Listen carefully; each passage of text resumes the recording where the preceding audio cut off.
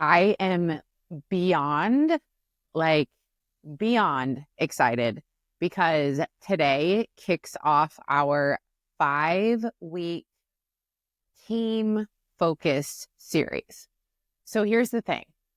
I know from being an entrepreneur for 14 years, for working with people who have teams from 2 to 50, that team dynamics, leadership, and just trying to do everything that you need to do in the business while also running a team is hard.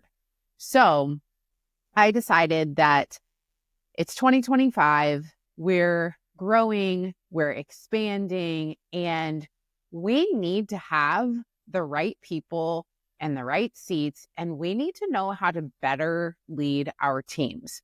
So I'm going to take you through the next 5 weeks in this series, and we're going to address all the issues that you're having with your team. We're going to talk about inefficiency in your operations, things feeling disorganized. We're going to talk about struggling with people having a lack of accountabilities and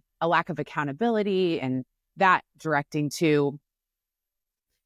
So we're going to talk about so many different issues that everybody is dealing with that has a team. We're going to talk about struggling with feeling disorganized in workflows and unclear processes. We're going to talk about a lack of accountability. We're going to talk about micromanaging and having a hard time delegating and burning out because of that. We're going to talk about having team members that you feel like aren't fully understanding or aligned with your vision.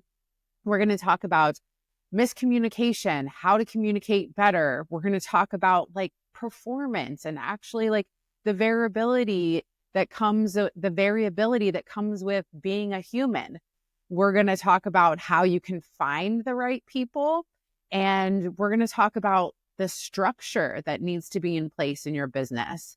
And of course, we're going to touch on how to raise the morale, how to boost your retention of team, and then talking things like time management and all of these issues that are so time consuming, because I know that as the CEO of a business and as somebody who deeply cares about your work, that you really want to foster this culture of autonomy and ownership, that you want to have people who are aligned with your vision, that you want people who know how to clearly communicate, and that you have a business that feels efficient and the workflows are working and you're delivering high quality work so that your clients stick around, and that there's strong leadership qualities regardless of what the position on the team is.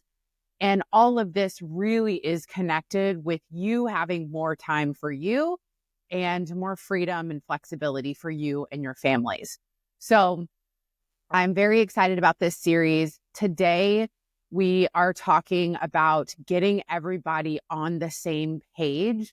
One of the biggest issues that I see with all of my clients is there is this level of frustration and sometimes resentment that my clients can feel towards team members because they feel like they're simply not getting it. And the thing is, we struggle with clearly communicating things and giving clear expectations when we're really busy. And so a lot of times this is a result of the busyness that we're experiencing. And so it's kind of like a chicken and egg situation, because you hire because you want to grow, because you're busy, because you need support. But then you're so busy that you don't have the time or the energy to devote the support that's necessary to your team to effectively or efficiently train them and make sure that everybody's clear across the board. So if you're in this position, whether you have employees, contractors, no matter what the structure of your business is, this is going to apply to you, because what we want to do is we want to make sure that your team feels aligned. Because when your team feels aligned, when they feel clear, everything works better. And there's a level of trust and confidence that you're able to have that is directly connected with your peace of mind, your ability to step away, and your ability to live a life outside of your business, which is probably one of the big reasons why you're listening. So let's get into today. I am very, very excited too, because I'll touch on this in a little bit, but what we've done is we've created something that is truly amazing, that we're going to put the link in the show notes for this, but we have created what is called the all-in-one team management bundle. And what this bundle is it is actually a free bundle that is all of my most used tools and templates and resources for your team. And so I'm going to tell you more about it as we get further on.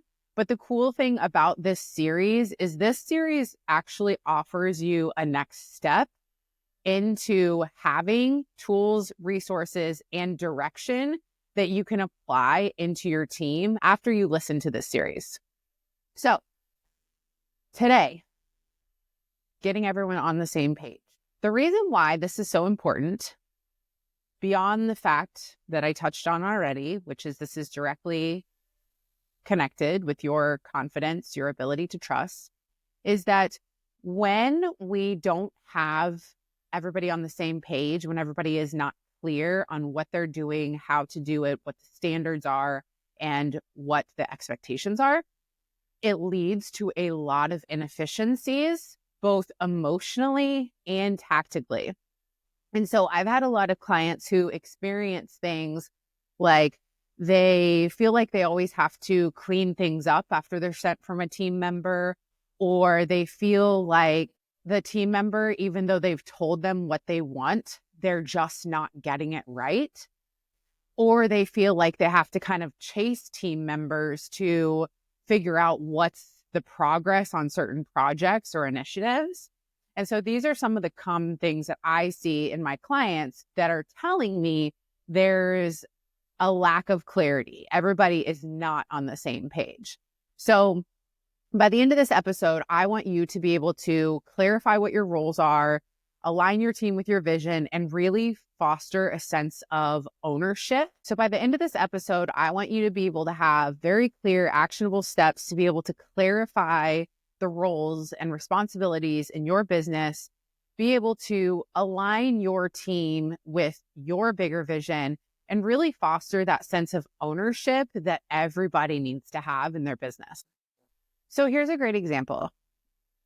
I had a client who was hiring for a role in her business, and it was the first time hiring for this role.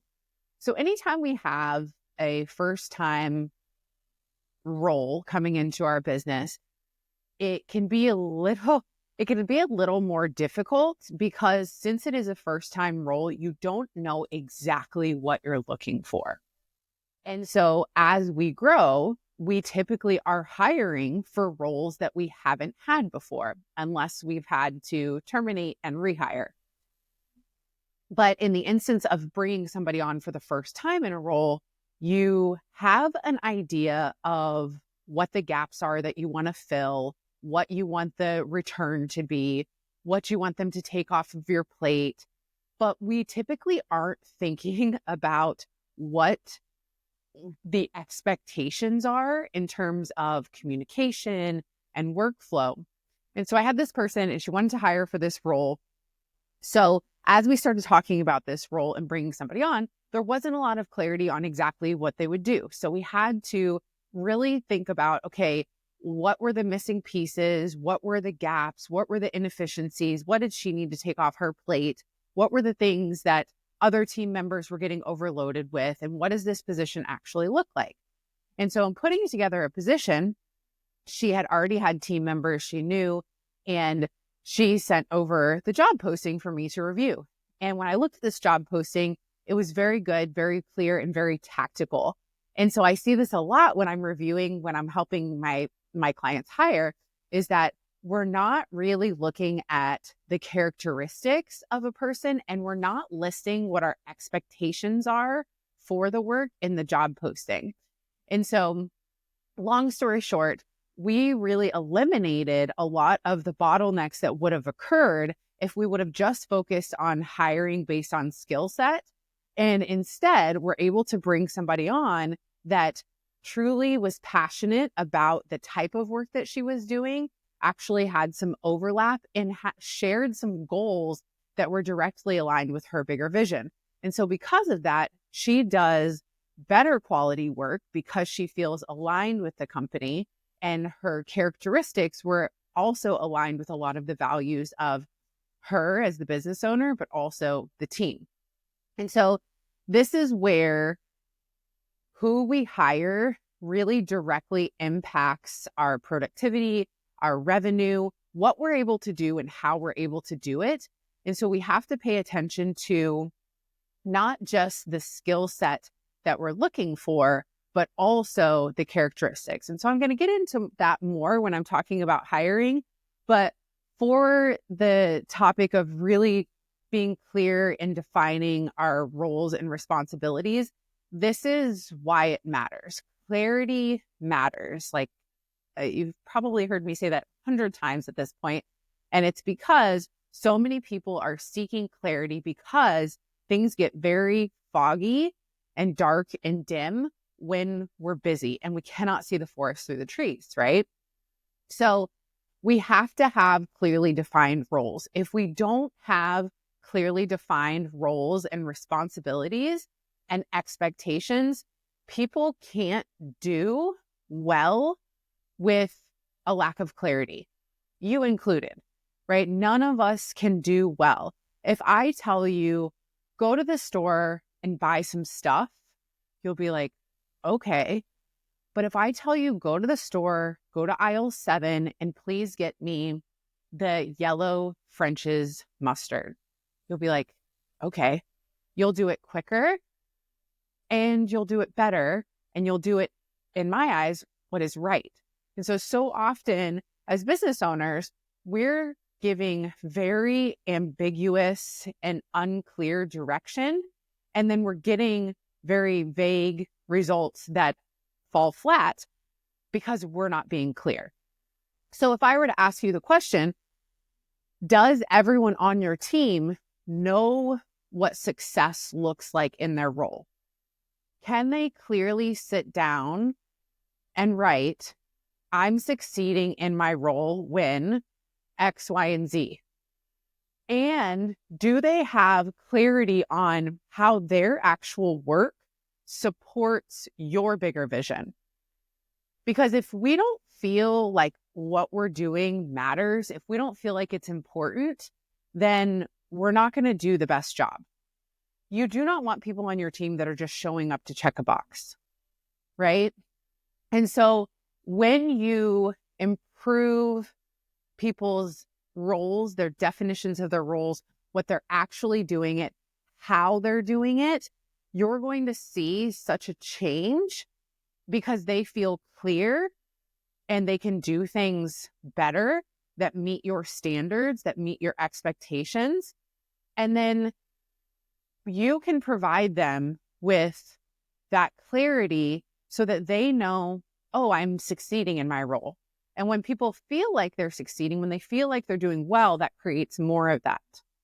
Versus if they feel like they don't even know what the target is, they're going to have a much harder time.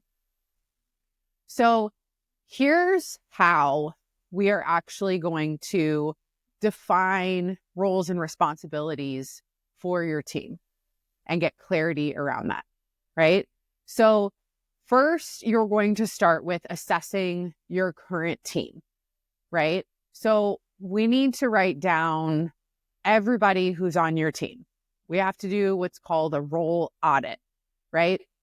So anytime before I implement any sort of changes into the business, I'm going to assess what's currently there and then start to audit. And then based on that, then we make changes. So you want to list everybody that's working in your business and their current role and the responsibilities that fall under that role? What are the tactical things that the people in your business are doing? And then from that, you'll be able to see, do we have too much overlap here? What are the gaps? And then what is not aligned? Who are we holding on to that is actually not attached to the bigger vision, or not moving the needle in the way that we want them to, or maybe just serving a role that's no longer needed based upon changes we've made? So that's first. That's the assessment first. We're going to audit by looking at the roles, listing the responsibilities, and identifying any sort of overlap, gaps, or misalignments. The next thing you're going to do is that you're going to rewrite the role descriptions and their responsibilities.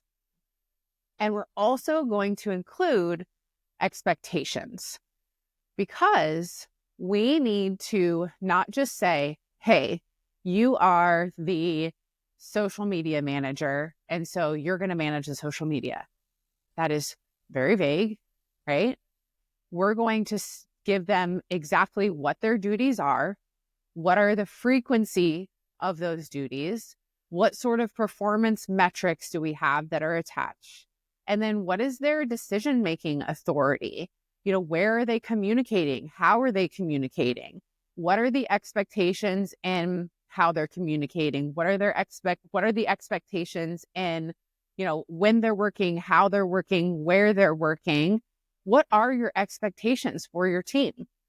So instead of managing your social media, it's you're scheduling weekly posts, you're analyzing engagement metrics, you're collaborating with so-and-so on campaigns, you're communicating via Slack, you're sending a weekly email update. Like, these are the things that can easily, we feel like sometimes as business owners, stuff is common sense. That's not, right? And so we need to make sure that we are clear in what we want, how we want it, and when we want it, right? So let's clarify the expectations for each role by rewriting it to make sure that it's tactical and clear, and then also make sure that we're including the how, what, when, where, why, whenever necessary. The next step you're going to take is making sure that you actually foster open communication. So at the top of all of my roles and responsibilities for all of my team members, we have a statement that I'm going to read to you. It says, as a team, we operate on an open communication policy. We utilize Slack for all team communications and Asana for all project management. With this policy, I encourage all team members to operate collaboratively and never be afraid to bring any ideas, feedback, or advice that could better the business or the team to the table.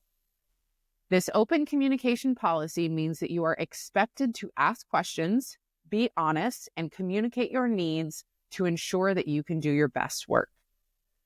So that is at the top of all of my roles for all of my team members.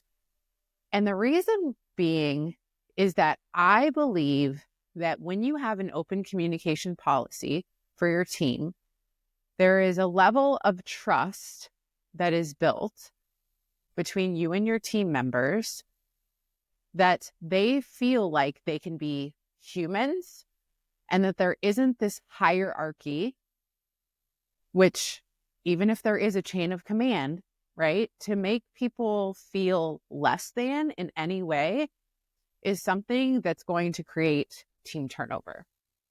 So we want to foster open communication. We want to talk about what that policy is, and we want to make sure that's clear across the board. But specifically for this assessment and audit of your roles and responsibilities, you've audited each role.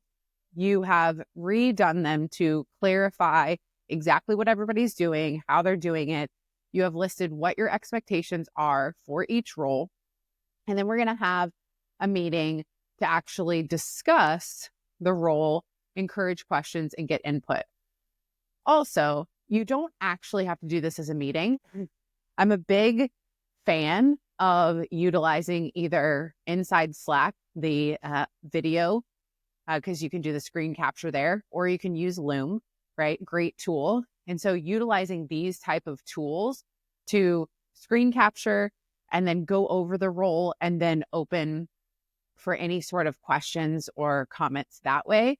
I don't love putting a lot of meetings on my calendar. I personally have a monthly team meeting, and then anything that can be a Slack message, email, Google Doc that lives, we do that instead. So you just want to communicate this clearly of like, here's the changes, here's what it looks like, and just basically talk through this role and responsibility.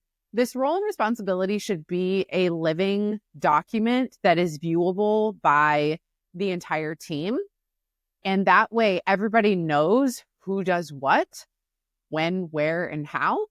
And this is, again, going to just bring that clarity across the team.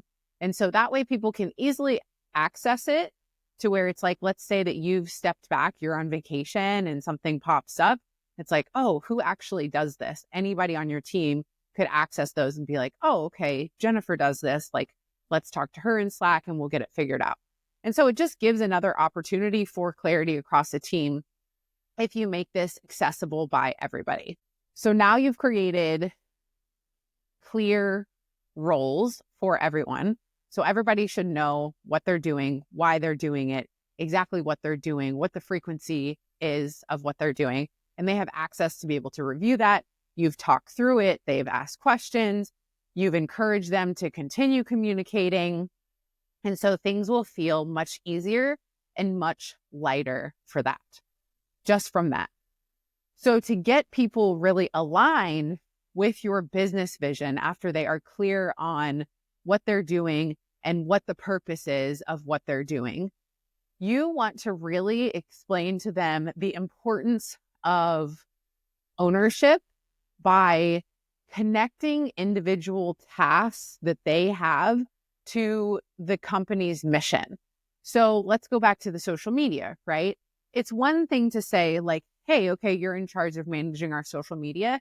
It's another thing to say like, you are the person who translates the essence of what we do so that we can impact 1 million people, right? And so clarity of your vision and your mission and what you really want to do, and then bringing people into the fold to where they can see, oh, wow, they need me to complete that mission or that vision, right? When people see the bigger picture, they're going to work with more intentionality. They're going to be more tied, because when we're tied to something bigger, it feels important. And when it feels important, we do better. And so if you want your team to do better, one of the things that I tell clients all the time is like, how often are you recognizing your team? How often are you telling them how important their role is to what you're doing? Do they or can they clearly bridge the gap between their day-to-day work, right? We have a lot of people, like whether it's a virtual assistant or an executive assistant, a lot of implementers. We all have implementers on our team that are doing like day-to-day tasks. And so it's easy for those people to just feel like they're showing up and checking boxes, when in reality, if they weren't checking the boxes, the needle's not moving. And so sometimes they need to be reminded of that, right? And so that's why it's important for you to express to them how their role is tied to the bigger picture. When they understand that, it's really going to propel them to also ideate and want to strategize. And so you can have obviously these check-ins with your team and meetings with your team where people are showing up and they're actually collaborating. They're giving ideas because they want to see you succeed, because they know that your success is also their success, that it is collaborative. And so that's one of the things that's always been very important that I've expressed to my team is this is a collaboration. We're all sitting at this table together. And so you see things that I don't see, and you have a different expertise than I have. And so when we work together, we are better, right? And so this is why when I'm working with clients, when we're aligning their team, even if we're descaling their team or we're bringing new people in or we're just restructuring the team as a whole to make it more efficient, we really nail down this open communication policy. The level of trust and confidence has to be there. And then we're fulfilling that trust and creating that confidence by making sure that these roles and responsibilities and expectations are very clear for them. So I want you to make sure that you're recognizing your people and make sure that you're giving them very clear, even when you're delegating tasks, which is another thing we're going to talk about, but just making sure that you're giving them the what, when, why, who, where. I know you're busy. I get it. Like, well, this was one of my biggest downfalls. And then I would be so frustrated with team members until I step back and I'm like, this is actually my fault because I'm just running from one thing to the next and spouting something off. And it's like halfway there. And then I'm expecting them to execute it in the way that I would, but they don't have my expertise and they don't have clear direction whatsoever. And so by just taking a few minutes on the front end to clearly say, this is what I want, this is how I want it, this is how I need you to show up, this is what I need it to look like, smell like, feel like, you're going to get better results. And better results are what we really want, right? So we don't want to be in a position to where we have a lot of team turnover. We don't want to be in a position to where we have the headache of feeling like the quality of work is just not there, the performance is just not there. And so we want to really eliminate that role confusion. We want to get everybody on the same page. We want people to feel confident in their work, and we want them to feel tied to the bigger vision. So I hope that this helps you and has given you a lot to not only think about, but actually go implement into your business with auditing those roles and then, getting with your team on aligning to the bigger vision. If you have questions, of course, my messages are always open.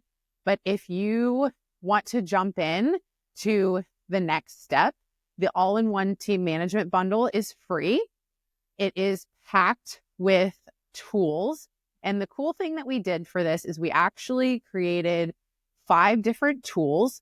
And these 5 different tools all have an aligning private podcast episode where I'm talking you through the importance of this tool, how to use this tool, how to communicate with your team around this tool. And so that all-in-one team management bundle link will be in the bio for you. Again, this is free.